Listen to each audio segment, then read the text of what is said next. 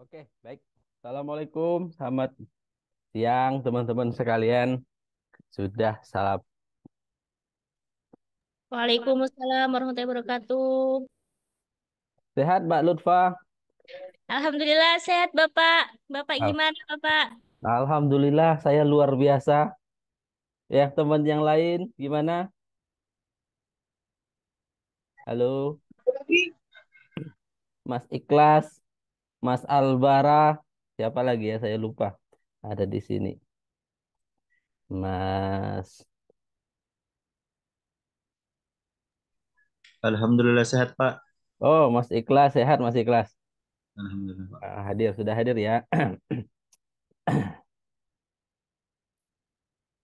Mas Keis,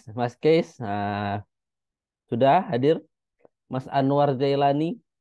Ini yang standby dari awal tadi. Hadir Pak. Sampai. Maaf ya Mas, nunggu lama. Kita nunggu teman-teman. Nanti kelas kayak kelas privat nanti. Oke, baik teman-teman sekalian. Ini mungkin pertemuan kita yang terakhir. Kita akan bicara tentang di dalam hukum adat, yaitu terkait tentang ini pidana adat. Pidana adat.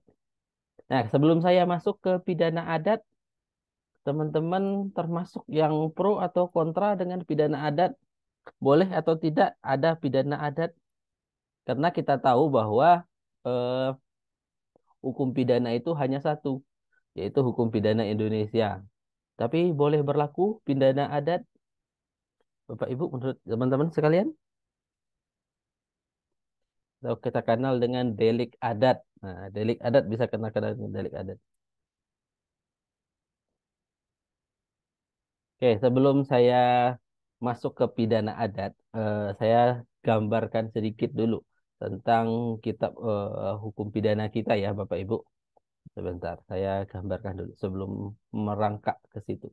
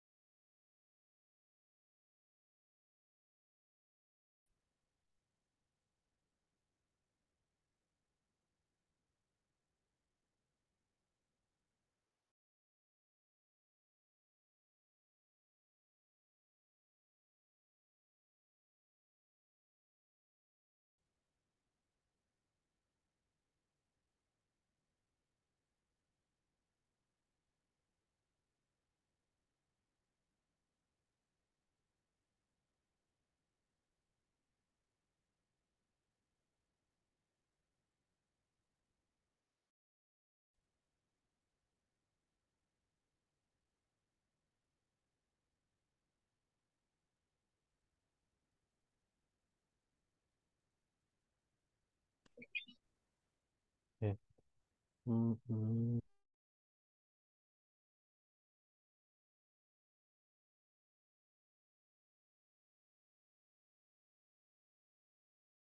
hmm.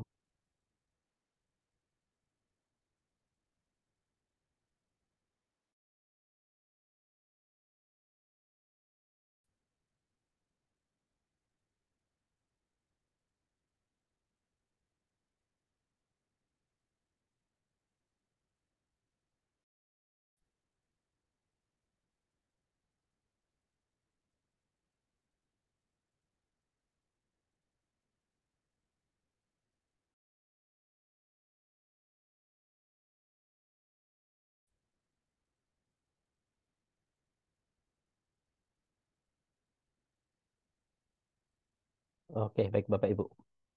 Nah, ini KUHP, Kitab Undang-Undang Hukum Pidana. Dalam buku pertama, pasal 1 ayat 1 dijelaskan bahwa suatu perbuatan tidak dapat dipidana. Ini artinya suatu perbuatan, setiap kegiatan ataupun apa aktivitas kita sebagai manusia itu tidak dapat dipidana kecuali berdasarkan ketentuan undang-undang yang pidana.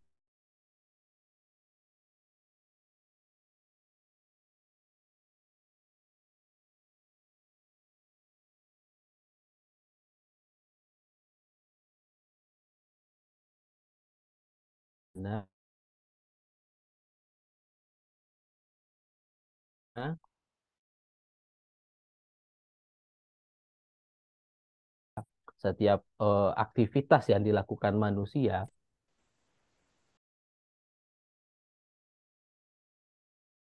setiap perbuatan yang dilakukan oleh manusia itu tadi digolongkan sebagai kategori pidana apabila orang tersebut melanggar segala aturan yang ada di dalam hukum pidana itu tersebut.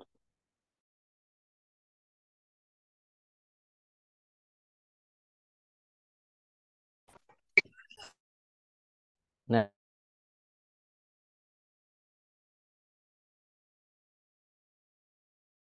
bahkan gambaran lain atau hukum pidana baru yang berkaitan langsung dengan hukum pidana pada hukum pidana material. Nah, tetapi hukum pidana adat itu yang kita perkenal dengan adanya namanya sanksi adat. Sanksi adat itu berbeda dengan sanksi pidana umum pada umumnya. Nah, sanksi adat itu lebih ke cenderung bentuknya apa ya namanya itu? eh, Sanksi yang diterapkan oleh masyarakat adat tersebut. Oke. Nah, ini artinya ada perbedaan antara hukum pidana umum dengan pidana adat tadi. Bapak Ibu sekalian-sekalian, bahwa tindak pidana khususnya tindak pidana adat ini biasanya itu yang berkaitan langsung dengan masyarakat adat. Sedangkan kalau tidak pidana umum itu tidak mengenal adanya masyarakat adat. Nah, di dalam Indonesia kita menganut ada tidak pidana umum. Jadi semua orang itu apabila dia melakukan tindak pidana, dia melakukan suatu perbuatan yang di dalam aturan tersebut dilarang, maka dia baru bisa dikenakan sebagai sanksi pidana umum. Contoh, misalkan saya orang Sumatera Barat, terus kemudian melakukan pencurian di rumah orang Madura, misalkan seperti itu. Nah, maka saya tidak bisa dikenakan sanksi adat Madura. Misalkan di dalam sanksi adat Madura, saya apa misalkan di orang yang mencuri itu dipotong jari kelingkingnya. Nah, tidak bisa saya diterapkan aturan itu, aturan adat seperti itu. Karena sifatnya itu hanya bersifat khusus untuk orang-orang Madura saja. Maka yang mengcover saya atau yang menghukum saya ya sesuai dengan KUHP tadi. Bahwa misalkan kalau apabila mencuri maka dihukum pidana 5 tahun penjara. Misalkan seperti itu. Nah, bisa juga misalkan saya orang Madura mencuri keluarga saya di Madura juga. Nah, tidak pidana yang lebih diutamakan ya pidana umum tadi tidak bisa dikenakan sanksi adat. Nah, sanksi adat ini masuk kapan? Nah, jadi pertanyaan itu adat ini kapan? Karena semua tindak pidana itu sudah di cover oleh pidana umum, pencurian, pemerkosaan, pencabulan, pembunuhan. Nah, dulu sebelum lahirnya undang-undang tentang hukum pidana, bahkan sampai sekarang sudah diganti Undang-Undang 1 tahun 2023 ini tentang KUHP baru. Nah, semakin kokoh lah, semakin kokoh hukum positif kita bahwa hukum pidana itu adalah pidana umum, pidana yang berlaku pada masyarakat Indonesia. Nah, posisi, nah di mana posisi hukum adat itu sendiri, pidana adat itu sendiri. Nah, itu yang kita bahas pada pertemuan pada hari ini. Jadi, Bapak Ibu, pidana adat itu kalau menurut Terhar adalah delik atau setiap gangguan terhadap barang-barang material dan imaterial milik hidup atau persekutuan orang yang menyebabkan timbulnya reaksi adat. Sehingga keseimbangan harus dipulihkan kembali. Nah, dari pendapatnya Tehar ini kita dapat simpulkan bahwa eh, delik adat atau tidak pidana adat itu bukan bentuk suatu kekerasan atau bentuk tidak pidana yang nyata-nyatanya kita umumkan kita lihat pada saat ini, misalkan pencurian, pembunuhan, penggelapan dan lain-lain. Tapi delik adat itu adalah yang mengganggu. Nah, yang artinya dia mengganggu barang-barang material atau imaterial milik persekutuan adat tertentu. Nah, itu dikategorikan sebagai pidana adat. Sehingga masyarakat adat tersebut bereaksi terhadap gangguan tersebut. Mereka bereaksi terhadap gangguan tersebut. Misalkan ada perampasan terhadap tanah ulayat oleh sekelompok orang dari perusahaan. Nah, perampasan tersebut diikuti dengan tindakan apa itu namanya tuh pengeroyokan terhadap masyarakat adat. Nah, ini baru masuk kategori delik adat. Nah, delik adat harus diselesaikan dengan delik adat sendiri. Tapi banyak di antara kita, misalkan orang-orang perusahaan yang bersinggungan langsung dengan masyarakat adat, lebih menyelesaikan itu dengan hukum pidana, hukum positif. Nah, itu yang menyebabkan mereka itu seolah-olah menyepelekan masyarakat adat. Masyarakat adat yang tahu porsi bagaimana sih hukuman bagi mereka. Nah, itu menurut Terhar. Nah, dalam pendapat Terhar juga dia berkatakan bahwa hukum adat tersebut harus dikembalikan ke adat seperti keadaan semula, dipulihkan kembali apabila sudah terjadi kekacauan tadi. Nah, solusinya harus mengembalikan pada keadaan semula. Misalkan orang tersebut mencaplok lahan, maka tanah tersebut harus dikembalikan. Apabila bisa terjadi penganiayaan atau sehingga menyebabkan lumpuh, maka orang tersebut harus diperbaiki kepada keadaan semula. Nah, itu yang dinamakan delik adat. Terus kan Van Vollenhoven mengatakan bahwa delik adat adalah setiap perbuatan yang tidak boleh di dalam hukum adat. Yang lebih simpel ya, artinya bahwa delik adat itu sendiri itu tidak dibolehkan dalam hukum adat. Apa setiap perbuatan yang dilarang dalam hukum adat. Terus dalam menurut Supomo, delik sistem hukum adat adalah segala perbuatan yang bertentangan dengan peraturan hukum adat yang merupakan perbuatan ilegal dan hukum adat mengenal pula ikhtiar untuk memperbaiki hukum tersebut. Nah, jadi hukum adat itu hukum yang perbuatan yang tidak dibolehkan atau ilegal dalam hukum adat. Kemudian ada Surjono mengatakan bahwa delik adat merupakan suatu tindakan yang mengganggu perasaan keadilan dan kepatutan dalam masyarakat sehingga menyebabkan keseimbangan masyarakat tersebut terganggu. Nah, ini yang menyebabkan masyarakat adat terganggu. Nah, Bapak Ibu, kita sampai di sini. Saya ada sedikit pertanyaan.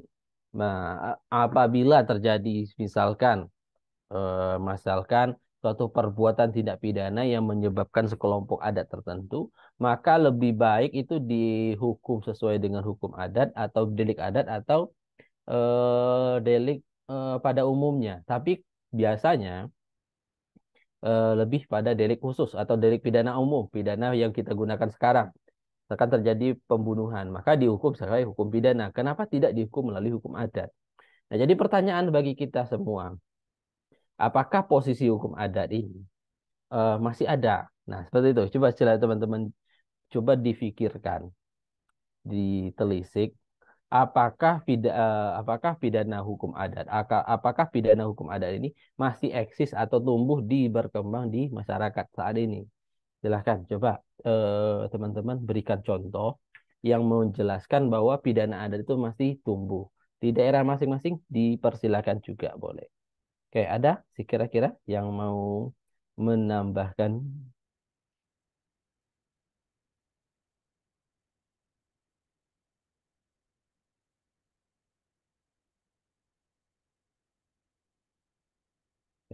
Silahkan, silahkan kalau yang bisa.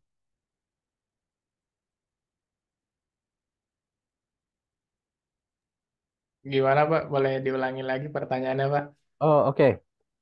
Gini, Mas Fahri, dalam hukum pidana, itu kan kita biasanya kalau bisa berbuat kesalahan, pasti langsung ke polisi. Ya kan Mas Fahri ya. Apabila kita melakukan pencurian itu langsung ke polisi. Tapi ini berkaitan langsung dengan adat, hukum adat misalkan di Minangkabau. Ada terjadi kegoncangan di masyarakat adat Minangkabau. Kemudian apakah layak diselesaikan secara melalui polisi atau secara hukum adat? Nah, di daerah Mas Fahri, misalkan di mana Mas Fahri? Di Sumatera Baratnya?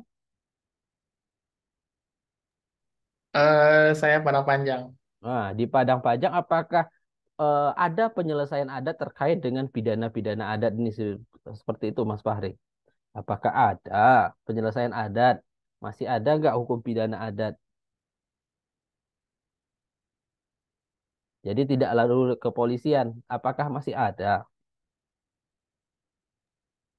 Yang saya tahu masih ada Pak. Cuman kalau untuk permasalahannya memang apa contoh pembunuhan, Hmm. kemudian apa namanya hal-hal yang sudah menyangkut banyak Hmm. orang, mungkin pasti dilimpahkannya ke hukum, bukan hukum Hmm. adat lagi gitu Pak, ke hukum Indonesia, hukum yang berlaku di masyarakat. Karena hukum Hmm. adat kan juga, hukum yang berlaku di Indonesia kan juga sebagian dari hukum adat juga gitu Pak. Hmm. Oke, bagus. Jadi di Padang Panjang berarti lebih ke polisian gitu, Mas Fahria. Yang saya tahu Pak, cuman nggak sedikit masih ada yang kalau memang permasalahan-permasalahan yang keluarga mungkin diselesaikan dengan hukum adat seperti itu Pak. Oh, oke, itu di daerah Padang Panjang. Terus yang lain, Bapak Ibu, yang lain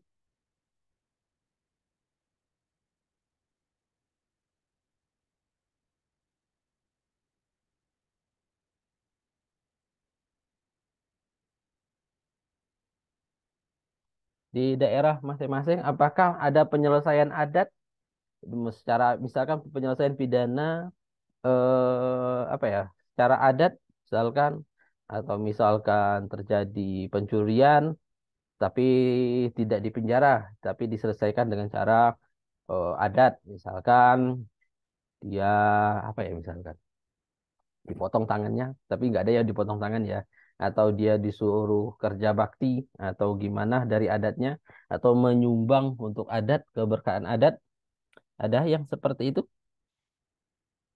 Oke, saya contohkan yang masih ada ya di daerah saya, di tempat Mas Fahri juga, dan di siapa tempat lagi, satu lagi yang orang Padang, Mas, Bang, saya lupa namanya. Mas Bara, Oke, siapa Mas Fahri? Albara Pak. Oh, Mas Albara juga ini cukup membanggakan ya. Ada berita masuk berita nasional bahwa seorang santri yang hafalnya Quran yang di UNAN Universitas Andalas. Pernah dengar beritanya, Bapak Ibu? Sudah Yang lain tersiar. sudah yang lain sudah tahu di kalangan santri ini cukup menghebohkan ya. Jadi gini, ada sepasang suami di daerah saya, tidak perlu di daerah orang lain, saya contohkan di daerah saya sendiri. Dan alumni kampus saya juga, jurusan-jurusan saya juga, dan juga alumni organisasi saya juga. Jadi sampainya itu junior saya, junior saya. Dan kebetulan tingkah lakunya cukup membanggakan, membuat warga Sumatera Barat bahagia. Kita jadi dikenal masyarakat dunia dan Indonesia melalui tingkah buruk ya. Jadi perkara ini, yang laki-laki itu mengajak perempuannya ke kamar, dan kamarnya itu di dalam masjid. Oke, kita tidak tahu ya perbuatannya. Nah, ini kan termasuk kalau kita masukkan ke dalam hukum adat. Ini mengganggu ketentraman masyarakat adat, terutama adat Minangkabau, karena tidak sepantasnya hal tersebut dilakukan. Nah, kemudian apakah ini termasuk kategori tindak pidana? Nah, mari kita lihat pasal 284. Nah, 284 dalam KUHP. Apakah ini masuk kategori tindak pidana ataukah bukan? Karena di perbuatan ini merupakan mengganggu ketertiban masyarakat. Ini dimasuk kategori pidana ya. Sebenarnya ini masuk kategori pidana, tapi diatur nggak di dalam undang-undang kita? Kita lihat pasal 284. Silakan dibuka pasal 284 KUHP. Eh, Koreksi kalau saya salah ya. Oke, di dalam pasal 284 itu, oke, saya tampilkan aja sebentar. Nah, ini. Nah, di dalam pasal 284 KUHP diancam dengan pidana penjara paling lama 9 bulan. Diancam dengan pidana penjara paling lama 9 bulan. Jadi, seseorang diancam pidana apa ya namanya tuh? Melakukan gandak atau osperspel atau persetubuhan, persetubuhan itu diancam dengan pidana 9 bulan. 9 bulan. Oke. Nah, overspell itu diatur di dalam 284. Jadi setiap perselingkuhan, persetubuhan itu diatur pidananya. Jadi ada orang yang berselingkuh mesti dipidana. Nah, kita masuk ke kajian adinda kita, anggota Unisula, anak Unan, anak Universitas Andalas, Fakultas Hukum. Nah, dia melakukan gandak overspell, tapi dia belum menikah atau belum kawin. Jadi dia tidak masuk ke dalam unsur-unsur dari pasal tersebut. Nah, maka pasal 284 ini tidak berlaku bagi dia. Nah, syarat dari pasal 284 ini harus telah kawin. Seseorang bisa dituduh gandak, overspell, ataupun melakukan persetubuhan atau perzinahan, itu syaratnya pria tersebut telah kawin atau wanita tersebut telah kawin. Nah, ini penting. Jadi syarat dari overspell tadi, yang melakukan gandak tadi. Mereka harus sudah kawin. Sedangkan si anak tadi belum menikah, ataupun belum kawin, ataupun belum tercatat di kantor urusan agama masing-masing. Nah, mereka jadi tidak bisa dikenakan pidana penjara 9 bulan. Pidana penjara 9 bulan tadi. Maka solusi salah satunya apabila tidak diatur di dalam pasal dalam pidana umum, maka diserahkanlah kepada pidana adat.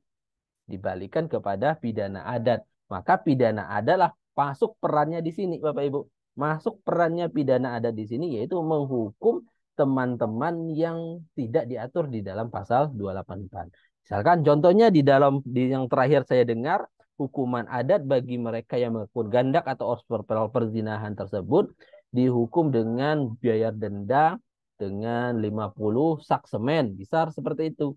Nah, itulah masih eksis. Contoh bentuk hukum adat itu masih eksis. Nah, jadi inti dari pembahasan kita yaitu sebagai ini. Hukum pidana adat itu tetap berlaku, tetap eksis apabila dia tidak diatur dalam pidana umum atau hukum positif.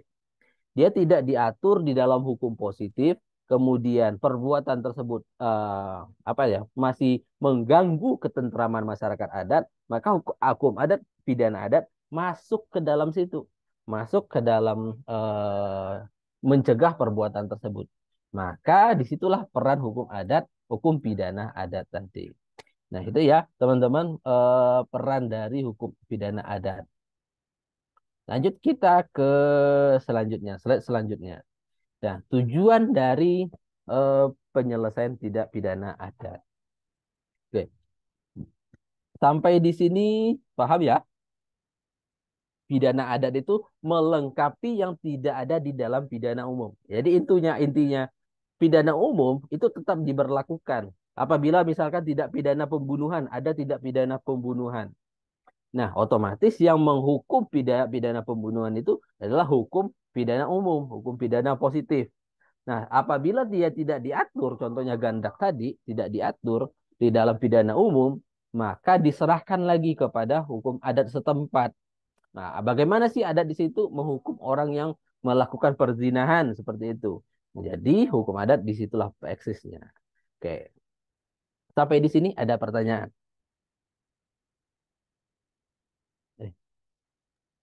Berarti secara nggak langsung Hmm. hukum adat memang masih dibutuhkan di beberapa tempat ya Pak, Hmm. untuk beberapa kasus, Hmm. contohnya seperti ini yang di pidana umum itu nggak ada gitu Pak. Oke, betul Mas Fahri. Eh, Di daerah masing-masing gitu berbeda. Itu kan saya contohkan di Sumatera Barat. Biasanya dengan orang-orang tersebut minta ganti denda, misalkan dendanya dengan saksemen seperti itu. Nah, itu pidana adatnya seperti itu. Nah, itu dinamakan dengan pidana adat. Tapi yang di daerah Jawa juga ada bermacam-macam. Yang saya itu contohnya seperti misalkan orang tersebut ketahuan berdua-duaan, maka pidana adatnya di keliling kampung. Bisa juga seperti itu diarak keliling kampung. Nah, itu contoh dari pidana pemindahan adat. Oke, gitu. Oke, lanjut kita ke tujuan perkara delik adat. Nah, dalam KUHP menetapkan hukuman bagi pelaku berupa hukuman pidana yang berisi balasan. yang melakukan tindak pidana. Nah, itu tujuan dalam hukum pidana. Tujuan dalam hukum pidana umum adalah memberikan balasan kepada seseorang tadi. Apabila dia membunuh, maka diberikan balasan, yaitu pembunuhan juga, misalkan dipidana mati. Nah, balasan diberikan kepada orang tadi. Tapi berbeda dengan hukum adat. Kalau tujuan dari pidana adat itu sendiri bukan tujuannya untuk apa ya namanya tuh, untuk memberikan hukuman kepada seseorang tadi, memberikan balasan kepada orang tersebut. Tujuan dari hukum adat itu adalah mengembalikan keadaan yang telah dirusak tadi kepada keadaan yang semula. Nah, itu tujuan dari hukum adat, mengembalikan kondisi adat yang rusak tadi, yang dia rusak tadi, kepada yang keadaan yang semula. Contoh, orang yang berhutang, maka hukumannya bagi orang yang sudah berhutang wajib membayar hutangnya tadi. Nah, itu dalam hukum adat. Terus melakukan tindakan mengembalikan magis religius tadi. Nah, misal di daerah Dayak, orang yang melarikan gadis kemudian mencemarkan kesuciannya, maka pelaku tersebut harus membayar denda, membayar apa tuh, mengembalikan, bukan cara mengembalikan, eh, secara religius, secara magis religiusnya, dengan membayar denda berupa binatang korban tersebut sudah mengembalikan keadaan kepada keadaan yang semula, sehingga masyarakat tersebut bersih dari hukum adat. Nah, oke. Nah, penyelesaian delik adat. Nah, penyelesaian delik adat itu bukan seperti kita menyelesaikan delik adat yang ada di kepolisian. Kalau di kepolisian, Bapak Ibu, prosesnya memang kita harus membuat laporan atau kemudian bisa aduan, kemudian barulah bisa diproses seperti itu.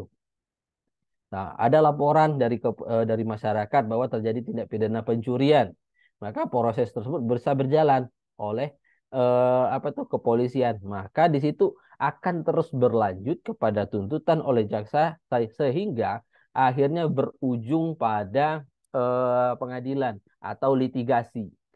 Berakhir di pengadilan dan ditetapkan hukuman melalui pengadilan.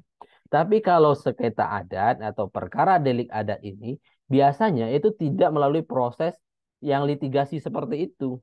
Nah, pada tingkatan adat, misalkan di Minangkabau, itu ada namanya Lembaga Kerapatan Adat Nagari. Nah, kan di sini layar berpegang untuk menjaga, menerapkan, menghukum, ataupun menetapkan bagaimana sih penyelesaian adat terhadap orang-orang yang melakukan pencemaran terhadap adat tadi. Nah, disinilah peran apa itu namanya tuh, peran dari kerapatan adat negari tadi. Nah, kalau kita masukkan ke dalam sistem hukum kita, kalau melewati kepolisian itu sistemnya litigasi. Tapi kalau melewati kerapatan adat negari ini ataupun lembaga-lembaga penyelesaian sengketa lainnya, itu dikategorikan sebagai non litigasi.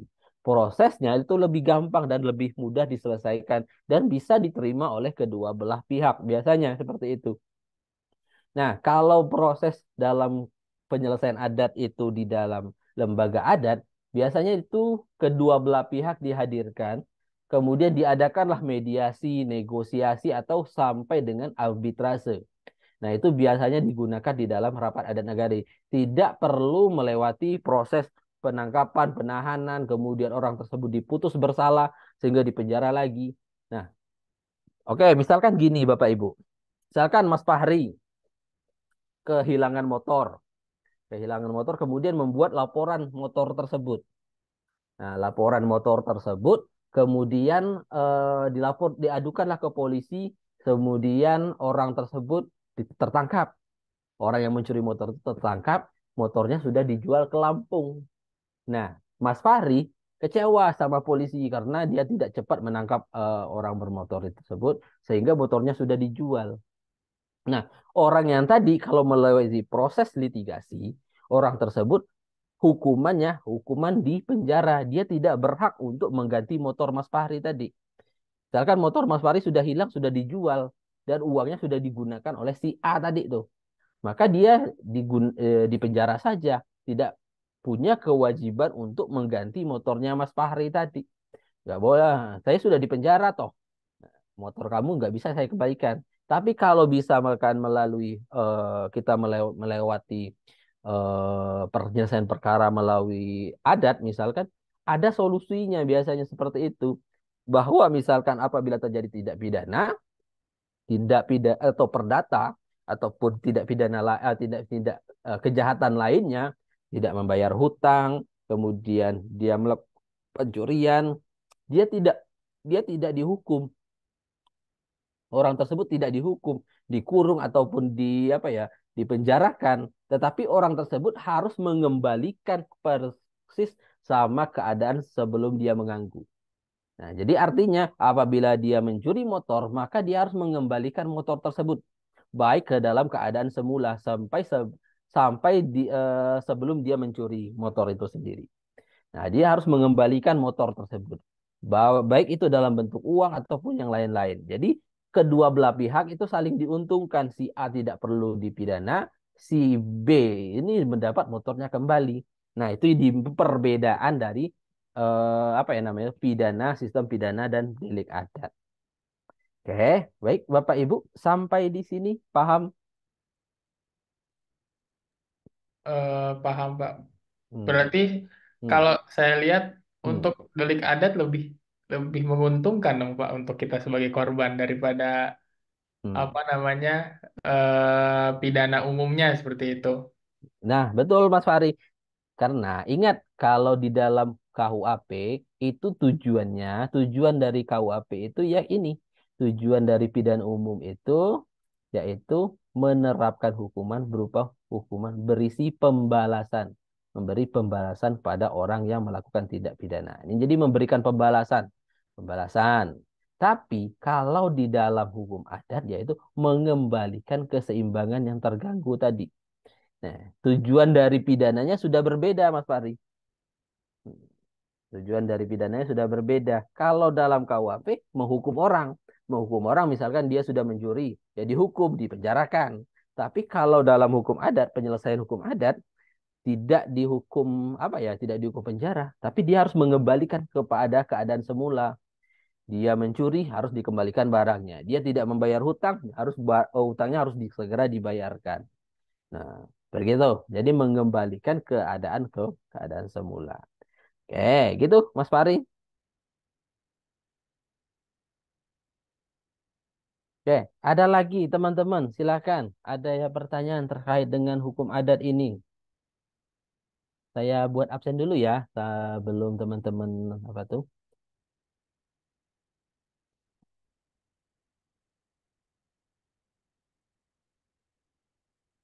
Silakan kalau ada yang ingin bertanya terkait dengan hukum adat.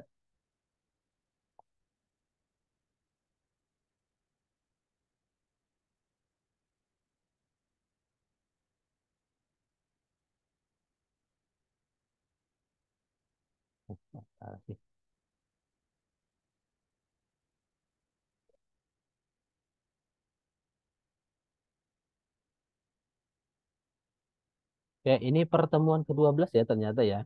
Nah, oke teman-teman, pas berarti materi kita sudah selesai. Kalau tidak ada yang bertanya, silakan teman-teman bisa diisi absennya sekarang. Nah, materi kita sudah selesai teman-teman. Untuk pertemuan hari ini mungkin saya cukupkan dulu. Mungkin kita bertemu di semester selanjutnya. Tapi sebelum itu teman-teman, karena sudah satu semester, kita sudah belajar bersama, berdiskusi bersama, kan nggak mungkin saya ada benarnya terus, salahnya juga. Tolong dimaafkan ya teman-teman, kalau ada saya salah selama dalam pengajaran, ada yang tersinggung dalam kuliah hukum adat ataupun pengantar ilmu hukum, saya takut jadi dosa jariah dalam mengajar teman-teman. Terus dan juga ada kekesalan karena Pak Fazrul kok cuma ngajar 1 jam doang. Terus sudah selesai. Nah, Iya, tolong di Pak, bentar banget. bentar banget. Jadi saya merasa bersalah, tapi namanya kita juga belajar ya. Saya juga pernah jadi mahasiswa. Batas maksimum otak itu masuk ke dalam pikiran itu cuma 1 jam. Setelah itu sejam selanjutnya nggak konsen lagi. Nah, lihat Mbak Lutfa udah Tujuh, mulai Pak. ngantuk di jam kedua. Oke, baik Bapak Ibu, Bapak Ibu, teman-teman, saya mohon maaf ya. Mohon maaf yang sebesar-besarnya kalau ada salah kata selama ini. Saya permintaan maaf ini ada juga maksud dan tujuannya. Nanti teman-teman disuruh mengisi EDOM. Nah, EDOM tolong evaluasi dosen dari mahasiswa, tolong diisi sebaik mungkin, sejujur mungkin, dan kalau bisa, ya itu. Ya itu. Oke, teman-teman. em, Mudah-mudahan dapat saya di nilai yang baik ya. Moga-moga teman-teman bisa memberikan saya nilai yang baik. Semoga kalau saya dapat nilai yang baik, semester depan kita masih ketemu. Kalau tidak ketemu semester depan berarti salah teman-teman.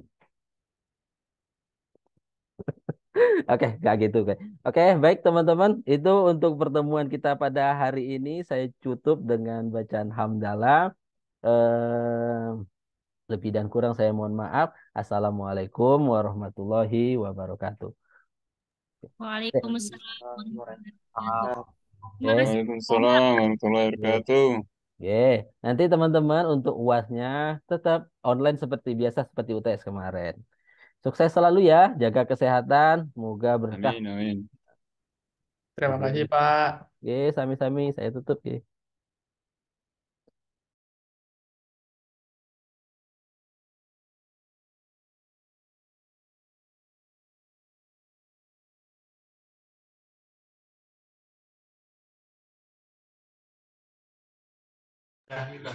Halo, halo, halo. Langsung hilang ya orang-orangnya.